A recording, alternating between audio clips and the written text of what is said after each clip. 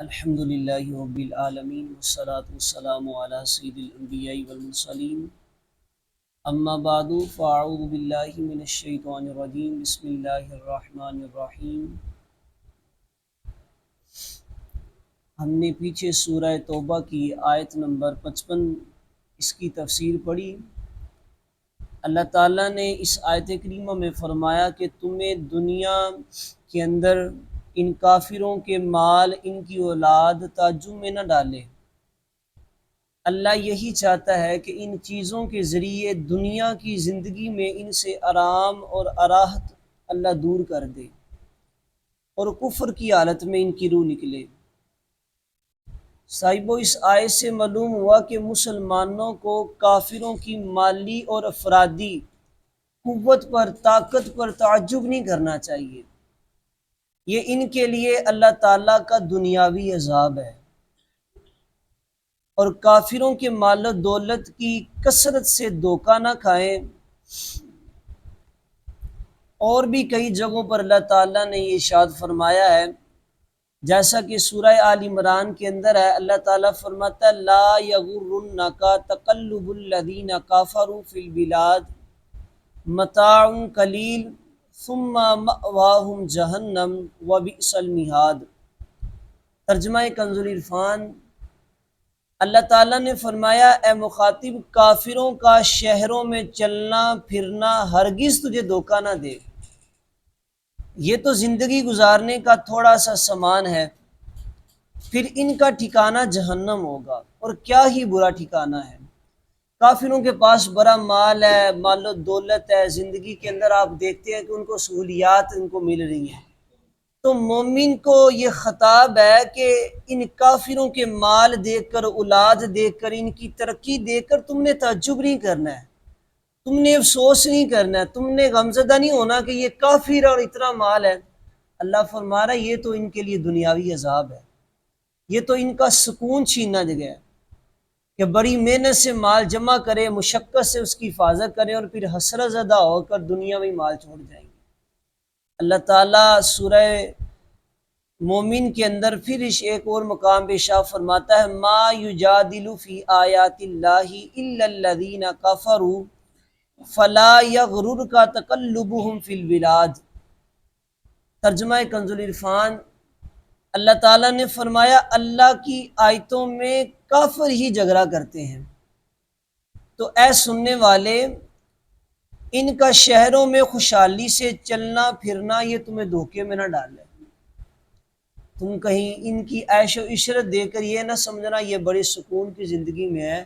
اللہ فرما رہا ہے یہ عذاب کے اندر ہے، یہ میرا ان پر دنیاوی عذاب ہے۔ صاحبو، اس آیت سے میں معلوم ہوتا ہے کہ جو مال اور اولاد اللہ تعالیٰ کے ذکر سے، اس رب سے غافل کر دے، وہ اللہ کا عذاب ہے۔ اس سے ان لوگوں کو نصیحت حاصل کرنی چاہیے کہ جو اپنے مال کی کثرت اور اولاد کی وجہ سے اللہ تعالیٰ کے ذکر اور اس کی عبادت سے انتہائی غافل ہو چکی ہے۔ جب بندے کے پاس کثیر مال آ جاتا ہے، اولاد ہوتی ہے، تو بندے کے پاس اتنا وقت بھی نہیں نکلتا کہ وہ رب کے حضور سجدہ ریزی کر لے۔ وہ دنیاوی مال کے اندر، اولاد کے اندر، دنیا کی زندگی میں اتنا مصروف ہو جاتا ہے، وقت ہی نہیں نکلتا۔ حتیٰ کہ بعض بندے تو ٹائم دیتے ہیں، بس یہ میرے 2 سال رہ گئے اس معاملے کے اندر، پھر میں اور اللہ بس اپنے مسجد میں ٹھکانہ لگانا ہے۔ تو میاں آپ کے پاس 2 سال کی گارنٹی ہے؟ آپ کے پاس وقت ہے کہ آپ 2 سال تک زندہ رہیں گے، اتنی دیر تک زندہ رہیں گے؟ میری ایک صاحب سے بات ہوئی، نماز نہیں تھے پڑھتے، میں نے کہا پڑھ لیں، ریٹائر ہونے والے سرکاری ملازم تھے، کہتے بس سال رہ گیا قاری صاحب، پھر میں تھے بس اللہ۔ پھر ہم جو ہے نا مسجد کے اندر معاذ اللہ کو ٹائم دیتے ہیں، یا اللہ بس سال تک میں جو ہے نا تیری فرما برداری نہیں کروں گا، نمازیں نہیں پڑھوں گا، سال کے بعد آ جاؤں گا۔ گارنٹی ایک سانس کی گارنٹی نہیں ہے، ایک لمحے کا ہمیں وقت نہیں ہے ہمارے پاس کہ کب ہماری روح نکل جائے۔ اس لیے صاحبو، جو وقت گزر گیا وہ گزر گیا۔ میرے آقا صلی اللہ علیہ وسلم نے ارشاد فرمایا روزانہ جب سورج نکلتا ہے نا تو یہ اعلان کرتا ہے کہ انسان جو تو نے اچھا عمل کرنا ہے، اچھا کام کرنا ہے، کر لے، میں پلٹ کے نہیں آؤں گا۔ جو لمحہ گزر گیا وہ گزر گیا، وہ نہیں آنے والا۔ اور آنے والا جو وقت ہے اس کو آپ کو پتہ نہیں گارنٹی ہے کہ نہیں، اس لیے جو وقت جو آپ کے پاس فی الحال وقت ہے اس میں توبہ کریں اور اپنے رب کی طرف پکی رجوع کریں۔ اس آیت سے میں یہ بھی معلوم ہوتا ہے کہ مالدار کی جان بڑی مصیبت سے نکلتی ہے، اسے دو مصیبتوں کا سامنا ہوتا ہے۔ ایک تو اس نے جو مال جمع کیا ہوتا ہے بڑی حسرت سے مال چھوڑ کے جاتا ہے، اور پھر دوسری بات یہ ہوتی ہے کہ اسے اس دنیا سے جانا پڑ جاتا ہے کہ جس دنیا کے لیے اس نے اتنا مال جو ہے وہ جمع کیا تھا۔ جبکہ مومن کی جان آسانی سے نکلتی ہے، مومن تو اس بات کا مشتاق ہوتا ہے کہ ادھر اس کی روح نکلے گی، ادھر وہ مصطفیٰ کا دیدار کرے گا، ادھر وہ نبی پاک علیہ الصلوۃ والسلام علی کا قبر کے اندر جا کے دیدار کرے گا، آپ کے دیدار سے مشرف ہوگا۔ تو صاحبو، دنیا کا مال، دنیا کی جاہ و جلال، یہ کافروں کا دے کر دھوکہ نہیں کھانا ہے۔ ہمارے پاس بھی ہے تو اللہ کا شکر ادا کریں، اپنی عبادات میں اللہ کے ذکر میں کمی نہ لائے۔ مولانا روم رحمۃ اللہ تعالی علیہ آپ مثنی شریف میں فرماتے ہیں، آپ فرماتے ہیں انسانوں کی 3 قسمیں ہیں۔ کتنی قسمیں ہیں؟ شاید آپ یہ پہلی بار تقسیم کاری سنیں، بڑی پیاری مولانا روم نے تقسیم کاری کی ہے۔ مثنی شریف کے اندر فرماتے ہیں انسانوں کی 3 قسمیں ہیں، ایک اہل دنیا ہے، ایک اہل شہوت ہے، ایک اہل ذکر ہے۔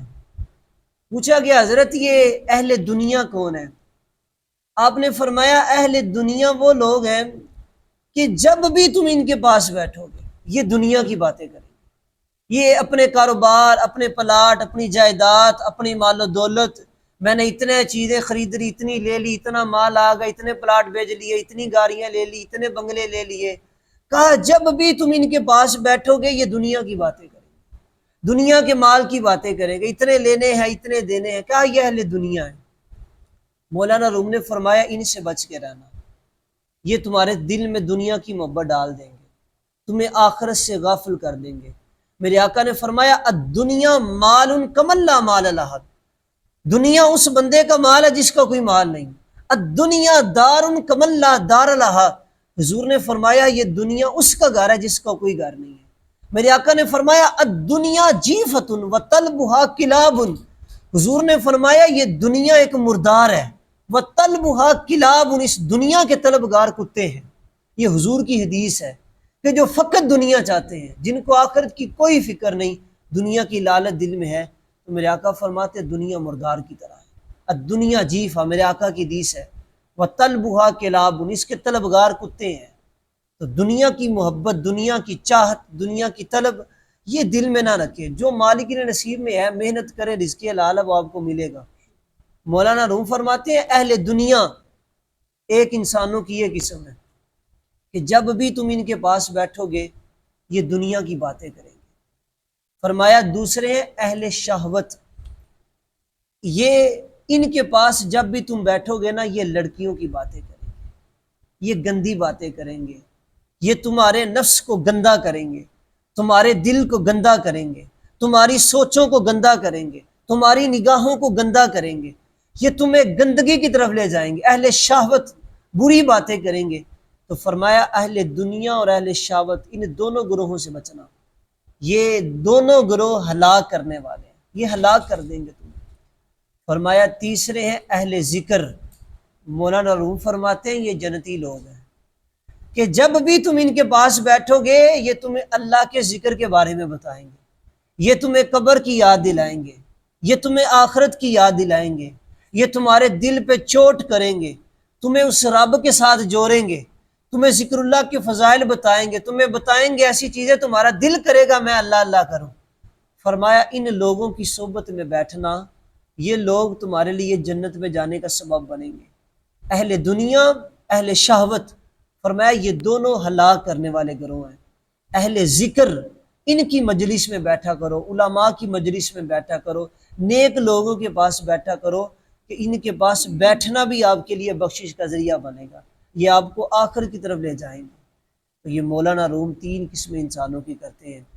میں اور آپ بھی دیکھ لیں کہ ہماری مجلسیں، ہمارا بیٹھنا کہیں اہل دنیا کے ساتھ تو نہیں کہ جہاں صرف دنیا کی باتیں ہوتی ہیں، اہل شہوت کے اندر تو نہیں کہ جہاں صرف گندی باتیں ہوتی ہیں، یا اہل ذکر کے ساتھ ہے اگر اہل ذکر کے ساتھ بیٹھنا ہو تو خوش قسمتی ہے آپ کی، خوشی محسوس کرنا اللہ تعالیٰ نے مجھے اپنے نیک بندوں کے اندر بیٹھنے کی سعادت دی ہے، اور میں اور آپ نیت بھی کریں کہ اہل ذکر کے پاس بیٹھا کریں، نیک لوگ اپنی صحبت کو اچھا کریں، صحبت سالکنا سالکن، صحبت طالقنا طالقن، اچھوں کی صحبت انسان کو اچھا بناتی ہے، بروں کی صحبت انسان کو برا بناتی ہے۔ چنگے بندے دی صحبت یارو جیویں دکان تاراں، سودا پاوے ملا لئیے ہلے آن ہزاراں۔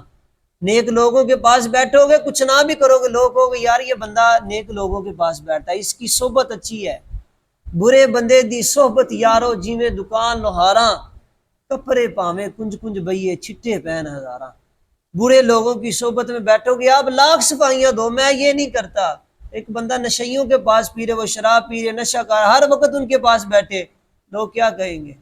یہ بندہ خراب ہو گیا، اس کا بیٹھنا، اس کی مجلس، وہ لاکھ صفائیاں دے میں نہیں پیتا، چیٹے آئیں گے اوپر۔ اس لیے اپنی صحبت کو اچھا کرو۔ میرے آقا کی حدیث بھی ہے کہ صحبت اثر رکھتی ہے، جیسی صحبت ہے ویسا بندہ رنگ پکڑتا ہے۔ اس لیے اللہ تعالیٰ سے دعا ہے اللہ ہمیں نیک بندوں کی صحبت میں بیٹھنے کی توفیق عطا فرمائے۔ اللہ دنیا کی محبت کو دل سے نکال کر اپنی اور اپنے محبوب کی محبت عطا فرمائے۔ وما علیہ الا البلاغ۔